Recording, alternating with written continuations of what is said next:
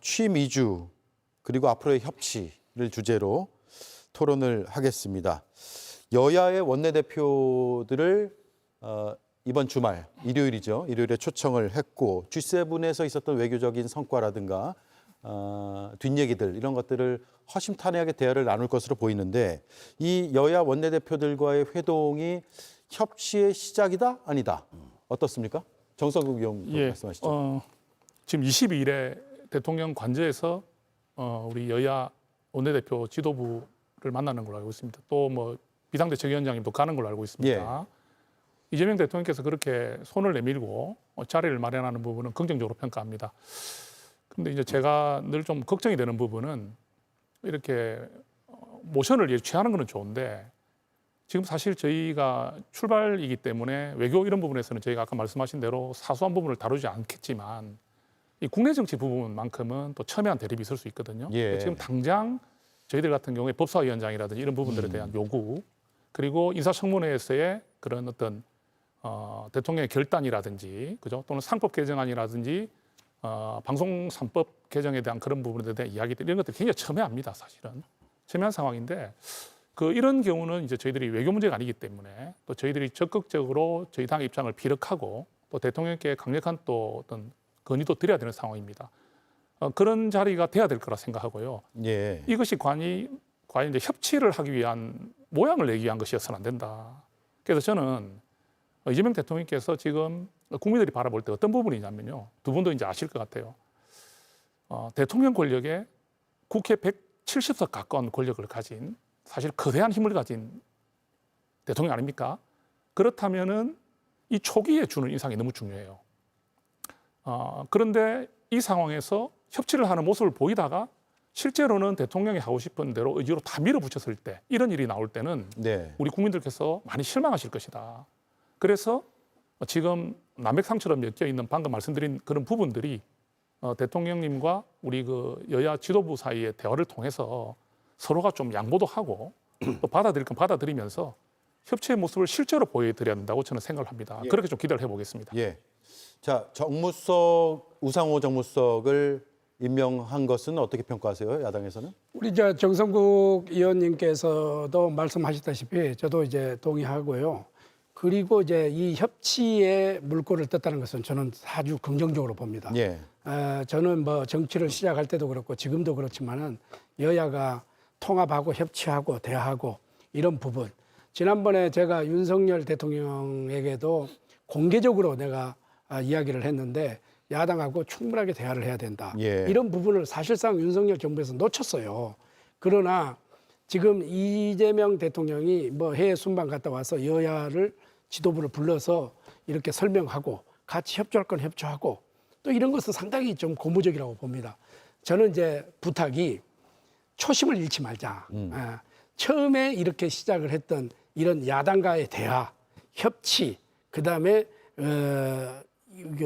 국익을 위해서 외교 성과를 설명하는 이런 자리는 좀 꾸준하게 5년 내내 이러한 것이 계속 지속되고 서로가 또 부족한 거 있으면 같이 또 그 대화 속에서 털어내고 또 협조할 것은 협조하고 또 우리가 비판할 것은 비판하고 이러한 모습이 건전한 여당과 건전한 야당이 아니겠습니까? 그런 점에서 대통령이 첫 스타트로 협치를 시작했으니까 그 방향으로 쭉 갔으면 좋겠다 하는 바람입니다. 취임 당일에도 여당, 야당 지도부 만나서 함께 오찬을 했고요. 또 이번 일요일에 대화를 하고 또 만나는 그런 시간이 마련되어 있습니다. 앞으로 계속 이런 야당과의 대화 이어질까요? 어떻게 예상하세요? 윤석열 정부를 제외하고는 전부 이런 게 관례적으로 이루어져 왔거든요. 그러니까 여야 지도부에다가 외교 이후에 정상 외교 이후에 이거에 대한 설명의 자리를 가지고 협조 요청하는 게 뭐 이명박 정부, 박근혜 정부 다 이루어져 왔어요. 윤석열 정부에서만 이루어지지 않았던 거거든요. 그러니까 뭐냐면 이 협치라는 거는 결국 모든 거를 만족시킬 수 없잖아요. 야당하고 이제 국정 운영의 파트너인데 모든 거를 만족시킬 수 없지만 이게 부분적으로 만족시킬 수 있는 게 있는 거거든요. 이런 외교를 설명함으로써 이 부분은 잘했으니 적극적으로 밀어달라. 야당에서 협조를 해달라. 입법적으로 보조를 해달라. 이런 게 되는 거거든요. 그래서 만남이 없는 상태에서 뭘 하겠다 하는 거는 윤석열 정권의 완전 패착이라고 저는 보여져요. 단 한 차례 만났지 않습니까? 취임하고 나서 이재명 대표를 대통령실에서 단 한 차례 만난 거 외에는 어떤 외교에 대한 설명도 없었거든요. 그리고 아까 뭐 상법 개정안도 그렇고 방송 3법도 그러는데 이게 사실은 맞아요. 이게 이 다수 의석을 차지하고 있는 여당이죠. 여대 야소의 정국인데 이게 민주주의라는 거는 결국은 국민이 선택하는 거고 그리고 그 구조를 여대 야소의 구조를 바꾸기 위해서 야당도 정말 열심히 해야 되는 거고 그런 게 있는 거거든요. 그래서 이 민주주의라는 제도가 변하지 않는 이유는요. 이거보다 나은 제도가 없기 때문이에요. 그러면 먼저 야당에서 반성을 하고 국민들이 받아들일 수 있는 그런 모습을 통해서 선거를 통해서 또 책임을 지면 되는 거거든요. 이게 여대 야소이기 때문에 안 된다. 이런 방향은 결국은 민주주의 제도를 포기하자라는 건데 민주주의 제도를 포기할 수 있는 게 없어요. 가장 좋은 제도이기 때문에 지금까지는. 그래서 이런 부분에 대해서는 이게 물론 대통령도 중요하지만 이런 입법과 관련돼서는 국회 차원에서 어떻게 협의를 해 나갈 것인가, 어떻게 보조를 맞춰 나갈 것인가 이런 게 중요한 거고요. 그런 측면에서 봤을 때 야당이 대신 국민의힘에도 기회는 있는 거잖아요. 그죠? 지방선거도 있고 그다음에 또 3년 후에 총선도 있기 때문에 거기서 이제 국민적 심판을 받아서 하는 게 이제 이 민주주의의 어떤 원리잖아요. 예, 그런 관점에서 좀 정치도 바라봐 주셨으면 좋겠다 하는 생각이 드네요. 예, 강대식 의원님께서 이제 초심 잃지 말라고 이제 좋은 말씀 해주셨는데요. 김대식. 죄송합니다. 그 대통령 만나면 꼭 잘 전달해 드릴 거고요. 그 초심을 잃지 말라고 이제 말씀해 주셨는데 이재명 대통령 자체의 초심 자체가 대화하고 타협하고 설득하고 이런 걸 너무 좋아하고 즐기세요. 그러니까 뭐 많이들 보셨겠지만 갈등 현장을 회피하지 않는 정치인이고 또 갈등의 상대들하고 논의하고 그 자리에서 이제 수용할 건 수용하고 또 안 된다는 건 또 뭐 안 된다고 생각되는 건 또 칼처럼 자르고 이렇게 하는 스타일이거든요. 그래서 뭐 잘 아시겠지만은 개국 정비 이런 것도 정말 갈등에 첨예한 생업이 달린 그런 문제이지 않습니까? 그런 갈등 현장에 들어가서 타협책을 찾아내고 거의 뭐 100%에 가까운 그 주민들이 상인들이 자발적으로 그 시설을 철거하는 이런 이제 성과를 냈었고 코로나 때도 이제 경기대 이제 학생들 기숙사를 이제 코로나 그 이제 뭐 수용이라고 해야 되나 하여튼 환자분들이 이렇게 치료소로 갑작스럽게 어떻게 보면 강제로 차출해서 써야 되는 그런 상황이어서 학생들이 굉장히 반발이 심했었는데 그때도 현장에 가서 다 대화하고 타협하면서 원만하게 이렇게 처리를 하셨어요. 그리고 가까이서 이렇게 또 이제 평소에 말씀하실 때도 정치가 그런 게 재밌다 본인은 갈등 있는 현장에 들어가서 타협을 이끌어내고 또 거기에 이제 각자 만족하고 각자의 삶이 개선되고 그런 상황을 이제 지켜보는 것이 정치하는 사람으로서의 어떤 재미다. 이제 이런 얘기 평소에도 많이 하셨거든요. 그래서 앞으로 국민의힘에서도 여야 간에 뭐 이견이 있을 수밖에 없는 거 아니겠습니까? 중요한 것은 이견이 있다는 것 자체가 아니라 그거를 가급적이면 어떻게 하면 대화 타협으로 서로가 그래도 만족할 수 있는 범위 내에서 해결책을 찾아내느냐. 이게 이제 정치의 묘미이기 때문에 그런 면에서 충분히 잘 준비되어 있는 분이다. 그래서 기대를 갖고 많이 좀 대화를 하시면 좋을 것 같고요. 벌써 이제 상법 얘기도 나오고 뭐 쟁점 법안이 쟁점 사안이 없을 수가 없는데 아까도 이제 저 대기실에서도 말씀하셨잖아요. 지금은 이재명 대통령의 시간이다. 넓은 마음을 갖고 좀 폭넓게 바라봐 주시면 좋을 것 같고 예전에 이제 정치가 낭만이 있을 때는 6개월은 허니문이다 그래서 야당에서도 별로 문제 제기 안 하고 언론도 문제 제기 안 했는데 이게 3개월로 줄다가 요즘은 뭐 일주일도 안 가요. 그러니까 허니문이 없어지고 그냥 바로 당선 다음 날에 지옥문이 열린다. 뭐 이런 얘기도 하는데 그런 면에서 좀 국민의힘께서 좀 더 넓은 마음으로 대통령하고 많이 좀 우리 정국 대화해 주시면 의원님하고 지금 허니문 기간을 드리고 있잖아요. 자연스럽게 두 분은 잘하신 아주, 거는 잘하신다 이렇게 하고 또 그리고 또 우리가 또 주문해야 될 사항 뭐 조심스럽게 정치는 사실상 그렇지 않습니까? 갈등 속에서 그 최대의 공약수를 뽑아내는 거고 또 하나는 민주주의라는 것은 49% 반대와 51% 찬성 2%로 가는 거 아니겠어요? 그런데 작년에 우리가 1년 동안을 지켜보니까 너무 여야가 갈등해. 이게 그게 다르죠. 두 분은 저 심했다. 국민의힘에서도 대합하시죠. 그런 측면에서 예. 사실은 좀 이제는 민주당이 야당이 아니고 집권당이 됐잖아요. 예. 그리고 거대 의석을 가지고 있잖아요. 이런 거기 때문에 좀 시야를 넓게 하고 그다음에 민주당에서 계속 선거 때 보니까 뭐 캐치프레이가 경청 아니었습니까? 네. 경청. 그러니까 야당의 소수의 목소리도 좀 듣고 국정에 좀 반영할 수 있는 것은 가감하게 반영하는 네. 그런 정치를 좀 해달라는 거죠. 예. 저도 한 말씀 좀 아까 우리 부성찬 의원님 말씀 공감합니다. 의원님 좋은 말씀 하셨고 국민들께서 권력을 주셨으니까 우리가 좀 권력 행사를 하는 부분은 뭐 좀 부득이한 부분이 있고 다음 선거에서 좀 심판받고 또 우리가 또 국민의 선택 받는 것이란 말에 공감합니다. 근데 거기에 제가 조금 그래도 말씀을 드리고 싶은 것은 우리가 이 정치라는 것은 이 다수결의 원리라는 것도 마지막에 작동하라고 하는 거거든요. 그 제가 학교에서 선생님으로 학생 가르칠 때도 이게 다수결의 원리를 강조하지는 않았던 것 같아요. 그죠? 정치와 이런 부분들은 대화 타입이고 그리고 물론 국민들께서 권력을 주신 건 맞는데 그 권력이 항상 옳지는 않습니다. 우리가 다수가 항상 옳은 것도 아니거든요. 그죠? 다수의 결정이 옳다고만 하지 않는다는 걸 우리가 아는 사실인데 그 민주당에서 이렇게 좀 권력이 집중이 되다 보면 본인들은 내가 이렇게 할 수 있다고 생각할지 몰라도 그런 부분들이 우리 야당이 하는 그런 이야기들이 좀 설득력이 있고 국민의 공감이 커지는 경우는 또 때로는 양보하고 또 물러서면서 이렇게 협치해 주기를 그런 마음으로 가면 우리가 지난 윤석열 정부에서 있었던 그런 극한 대립은 없지 않겠나. 네. 그런 부분을 좀 말씀드리고 싶습니다. 예, 저도 간단히 뭐 한 말씀만 드리면 전적으로 공감합니다. 전적으로 공감하고요. 그렇기 때문에 이제 여당이 됐지만 이게 안주하는 게 아니라 더 긴장감이 있는 거거든요. 왜? 심판의 대상은 이제 야당이 아닌 여당이거든요. 당장에 지방선거에서 심판을 받아야 되고. 그러니까 결국은 심판은 여당 몫이에요. 그렇기 때문에 저희도 민주주의 체제 하에서 그런 심판이 결국은 여당이 짊어져야 될 가장 무거운 짐이거든요. 그렇기 때문에 국민적 공감대를 얼마나 형성하느냐 이게 중요한 포인트거든요. 그렇기 때문에 170석을 갖고 있고 대통령을 보유하고 있고 해서 국민의 여론에 반하는 국민의 목소리에 반하는 그걸 행위를 했을 때는 국민들이 얼마나 이게 정치적으로나 이런 것들을 봤을 때 얼마나 이해도가 높아요. 바로 심판이 들어옵니다. 그렇기 때문에 항상 우리도 그 긴장감 속에 살고 있다. 예. 그런 말씀을 드리고 싶습니다. 네. 윤정군 의원은 뭐 들고 오셨네요. 그게 뭔가요? 아니요, 다음번에 조금 있다가 예. 깜빡하고 있어요. 알겠습니다. 자, 그러면 일단 여야 원내대표들과의 첫 만남도 일단 평가들이 호의적으로 나오는 것 같고요. 좋은 성과가 있었으면 좋겠습니다. 이번 주말에. 자, 그런데 이제 3대 특검이 어떤 정치적인 파장을 몰고 올 것인가에 대해서는 여야의 견해가 좀 많이 갈리는 것 같습니다. 야당에서는 협치 기조와 좀 다른 것 아니냐 이렇게 판단하고 계신 거죠? 그렇습니다.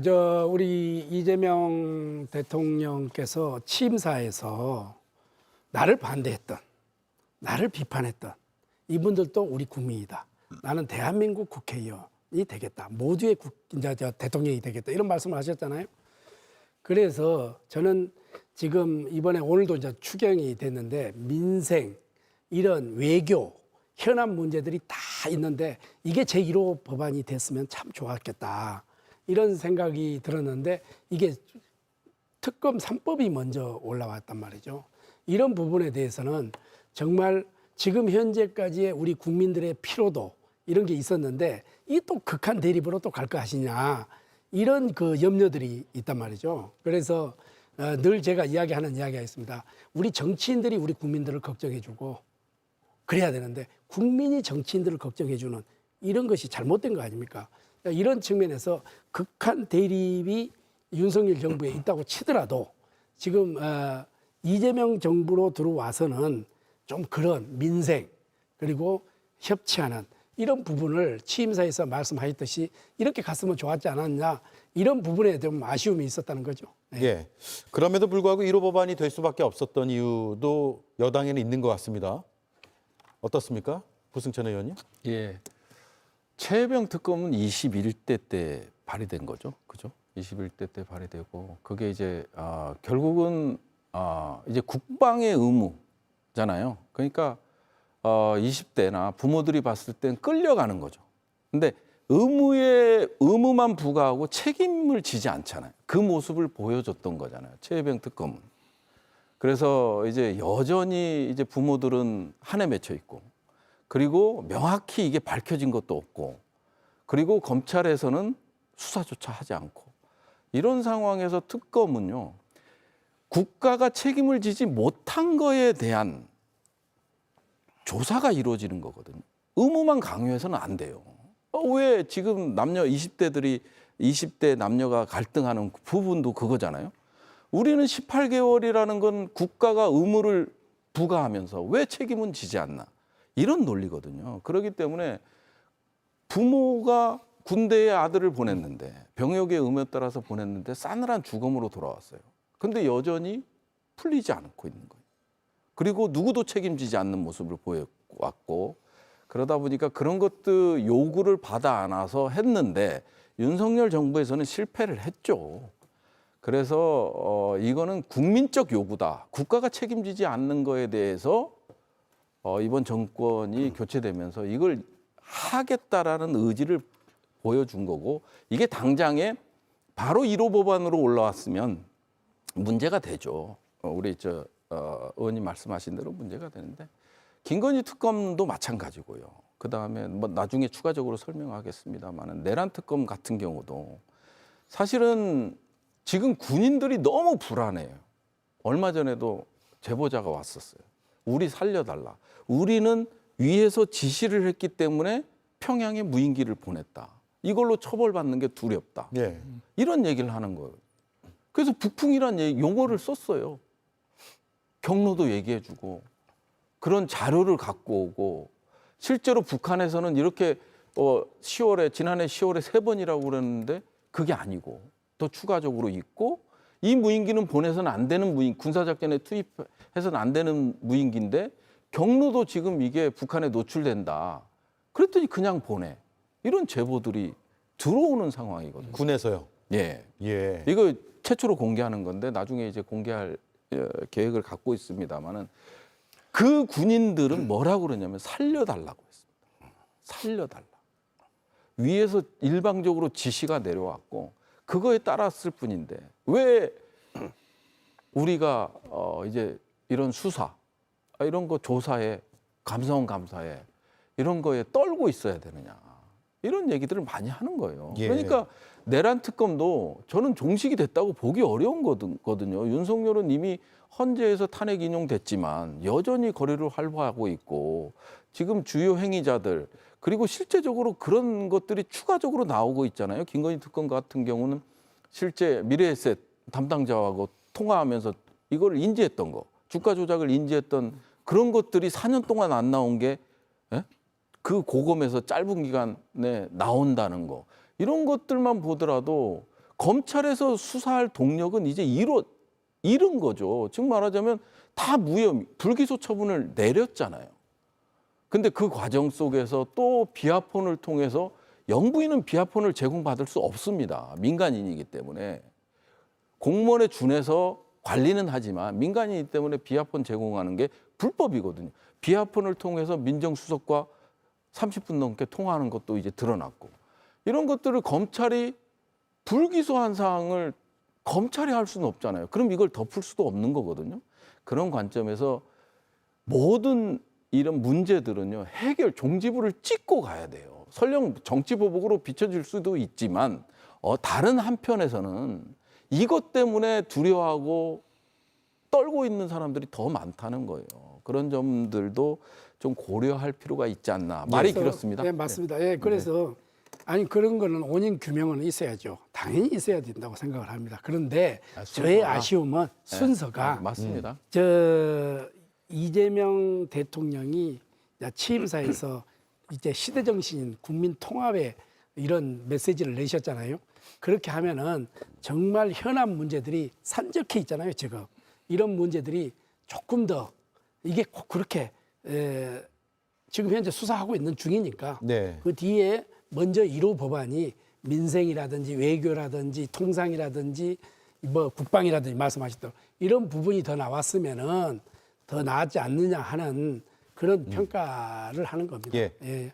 그 특검 취지 자체를 완전히 반대하는 것은 아니다. 다만 시기와 순서의 문제. 그렇죠. 그러니까 이다, 그런 라는 부분이 말씀이고. 1호가 예. 1호가 3대 특검이 됐기 때문에 예. 그러한 아쉬움이 지금 현재까지 대립해 왔는데 또 대립이가 이 국민들이 그렇게 걱정을 할 수 있잖아요. 예. 그런 부분을 이야기하는 겁니다. 저는 이 세 가지를 좀 약간 다르게 보고 있습니다. 예. 먼저 최혜병 특검법 같은 경우는 그때 한동훈 전 대표께서 당대표 출마할 때 정말 좀 이슈가 됐잖아요. 최혜병 특검법은 고려해 볼 수 있다. 네, 제3자 예, 특검으로요. 그게 굉장히 큰 어떤 이슈를 몰고 왔죠, 그죠? 그리고 이제 우리가 비상계엄 나기 전에 김건희 여사에 대한 문제들이 많이 이제 나오면서 그 비선 실세 부분들 나오고 할 때도 한동훈 전 대표가 당 대표로서 그 부분에서 대통령에게 직언도 하고 그러면서 그런 부분들을 많이 이제 하려고 했지만 사실상 그게 받아들여지지 않았었어요. 그래서 저는 사실 그때가 참 아쉽습니다. 이제 이렇게 최혜병 특검이나 김건희 특검 같은 경우는 우리가 이제 피할 수 없는 상황이라고 보고 있습니다. 다만 이 내란 특검법은 조금 의미가 다른 것 같아요. 우리 그 지금 뭐 부승찬 의원님이나 윤종근 의원님께서는 뭐 결과 분명히 이 부분에 대해 짚고 넘어가다는 거 공감합니다. 하는데 제가 이 특검법이 발의될 때마다 늘 우리가 국민의힘에서 요청하면 나오는 이야기들이 이 인지된 관련 사건의 수사를 넣는 부분이 항상 우리는 문제가 됐었어요. 그러니까 지금까지 항상 이래 특검법을 발의하실 때 우리가 늘 받아들일 수 없는 것 중에 큰 이유 중에 하나는 인지된 관련 사건 수사거든요. 그러면 지금 나와 있는 이 내란 특검법도 검사 수가 무려 267명에 110일간 이 조사를 할 수 있는데 인지된 관련 사건을 수사하기 시작하면은 이게 우리가 말한 우리 부승찬 의원님께 말씀하신 내란이라는 그 자체에 대한 내란 혐의에 대한 그런 확고한 정리를 위한 부분을 넘어서서 정말 국민의힘이라는 이 보수 정당의 국민의힘 저희 당 그때 김대중 의원님 그때 우리 굉장히 혼란스러웠잖아요. 그 혼란스러운 상황이 정말 어떤 계엄을 옹호하기 위한 나쁜 의도를 가진 분들은 거의 없다고 봅니다. 저는 거의 절대 다수가 정말 우왕좌왕했어요. 저는 계엄 해제 표결에 들어갔지만 들어오지 못한 분들의 그 입장이나 그 상황도 충분히 공감을 합니다. 그런 상황인데 이 수사가 만약에 국민의힘의 그런 어떤 꼭 필요한 정도의 수사가 아니라 뭐 이게 또 나오고 하는 데 대해서 추가 수사가 이루어지고 확대 수사가 이루어지면서 우리가 말하는 이제 보수 괴멸, 이 국민의힘을 괴멸시키겠다는 이런 의도가 보인다든지 그래서 혹시 민주당 의원 중에 일부가 말씀하고 계시는 일부 위헌정당 제소까지 이야기하시는 분이 계시지 않습니까? 저는 그분은 뭐 민주당 의원들이 그렇게 생각하는 분은 거의 없다고 생각합니다. 이준석 의원이 가장 강하게 얘기하던데요. 뭐 민주당에서 이야기를 몇 분이 하셨으니까. 아니, 이준석 의원이 너무 강하게 개혁신당 이준석 의원이요. 그런데 그 부분으로 가기 때문에 저는 이 내란 특검법에 대한 운영은 이 특별검사부터 시작해서 민주당에서도 이 부분을 좀 잘 주시하시면서 이 수사가 우리 국민의힘을 향한 공격 또는 보복 수사 또는 정치 보복의 의미로 다가가지 않도록 신중을 해주시기를 간절히 좀 부탁드리겠습니다. 자, 말씀이 나왔으니까 그런데 그에 대한 입장을 짧게 듣고 넘어가야 될 것 같아요. 위헌정당 심판 청구.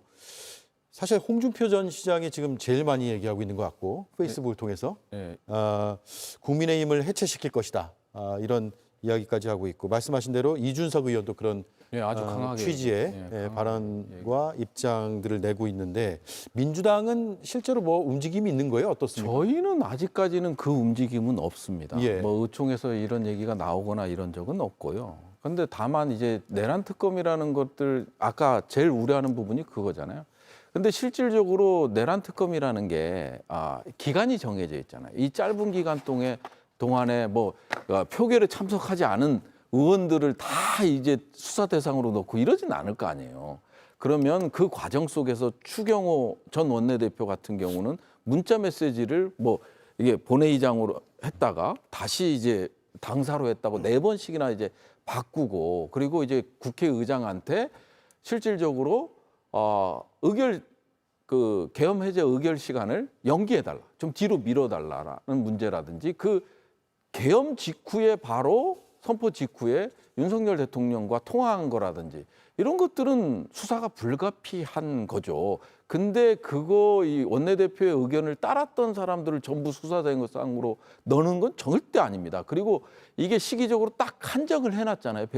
최대 170일, 예. 30일 연장까지 해서 딱 한정이 돼 있기 때문에 이거를 전체적으로 국민의원 표결에 참석하지 않는 국민의 18명을 제외한 나머지 분들에 대한 수사로 이어진다. 이거는 너무 앞서가는 생각이 아닌가 하는 생각이 들어요. 예. 약간 이제 정성구 의원님 늘 이제 특검 얘기 나오면 쟁점이 붙는 건데 인지된 관련 사건 등 이게 이제 등자 때문에 논란이 되고 추천권을 누가 행사하느냐. 근데 이게 그동안 정치권에서 했었던 특검에 늘 일반적으로 준용됐던 원칙이에요. 인지된 사건이라는 것이 다 들어갔었고 그다음에 당사자 그 사건의 당사자인 정당은 추천권을 행사하지 않았습니다.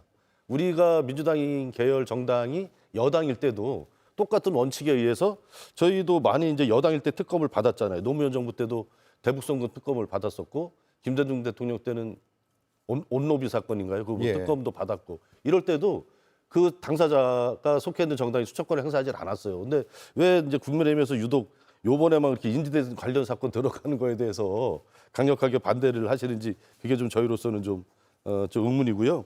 그다음에 특검이라는 것을 이제 지금 국힘에서 이제 국민의힘에서 정치보복이다 이제 협치기조에 어긋난다 이런 얘기들을 많이 하시는데 이것은 민주당이 추진한다라기보다도 국민들의 압도적인 다수가 지금 찬성을 하고 있습니다. 특검 찬성 여론이 한 60% 중반대, 65% 이렇게 좀 나오고 있고 보수 이제 국민의힘 지지세가 강한 부울경 같은 경우도 60% 가까운 국민들이 특검 찬성을 하고 있어요. 그래서 이것은 정치보복 그런 관점이 아니라 제대로 이제 잘못된 과거를 청산하는 게 필요하다 이런 거고 경제 위기 극복을 위해서도 삼특검은 꼭 필요하다 이렇게 생각을 합니다. 지금 뭐 잘 아시겠지만 올해 우리나라 국가 경쟁력 평가가 전 세계에서 22에서 27위로 7계단이나 하락을 했거든요. 그리고 윤석열 12.3 계엄 사태 이후에 6개월 동안 우리나라 경제가 정말 낭떠러지 떨어진 거는 다들 인정하시잖아요. 그래서 무너진 경제를 살리고 민생 경제를 회복하기 위해서라도 삼특검을 통해서 12.3 계엄에 대한 정확한 진상 규명 이런 것은 필요하다. 저는 그렇게 좀 말씀드리고 싶습니다. 예, 특검이 환부를 도려내는 그런 수사를 해야 된다라는 의견들이 꽤 있더라고요. 물론 방대하게 수사도 이루어질 수 있겠지만 엄정하고 철저하게 해서 꼭 밝혀내야 되는 것들을 제대로 밝혀내는 그런 특검의 수사로 가야 된다는 데는 다들 동의하시는 거죠. 예. 이 역사의 한 페이지잖아요. 이게 계엄이 아까 우리 정성국 의원님 말씀하셨다시피 우리가 이 계엄이 잘했다고 하는 우리 국회의원은 아무도 없어요. 잘못됐죠. 엄연히 잘못됐습니다. 이게 역사의 한 페이지죠. 원인 규명은 하고 넘어가는 건 맞죠. 예. 맞는데 우리 정성국 의원님 생각이나 우리 국민의힘 의원 생각들은 이게 원인 규명에 초점이 맞춰져야 되는데 이것이 다른 방향으로 선회를 한다고 하는 것은 이건 좀 문제가 있다. 이렇게 이제 우려를 한다는 거죠. 네, 저도 국민의힘 당에서 항상 얘기를 하잖아요. 인지수사. 이 부분은 인지수사. 빠져야 된다. 근데 사실 이 내란 특검과 관련돼서도 상당히 협의를 해왔어요. 그러니까 제3자 추천에서 이제 그때 야당일 당시에 야당 추천이 아닌 결국은 대법원장 추천으로 바꿨고 내란도 내란 부분에 한정해서 했고 외환은 뺐고요. 이제 이런 부분들이 잘 사실은 많은 양보를 했죠.